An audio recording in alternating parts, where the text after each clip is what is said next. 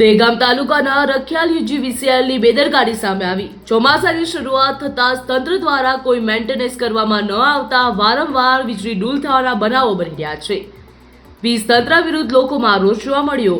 ગત મોડી રાત્રે યુજીવીસીએલ કચેરી ખાતે 200 જેટલા વ્યક્તિઓ ભેગા મળીને હોબાળો મચાવ્યો।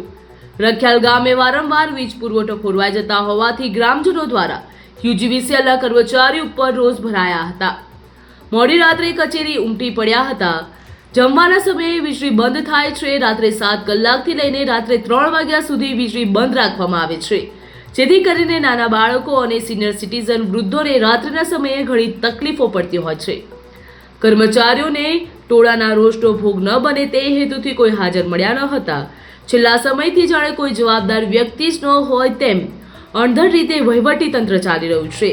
યુજીવીસીએલ કર્મચારીઓને આ બાબતે પૂછીએ ત્યારે બસ એક જ જવાબ આપે છે કે કામ ચાલુ છે, થોડી વારમાં આવી જશે। કચેરીમાં ફરિયાદ કેન્દ્રનો મોબાઈલ પણ છે જે કર્મચારી પાસે હોય છે, મુશ્કેલીના સમયમાં બંધ બતાવે।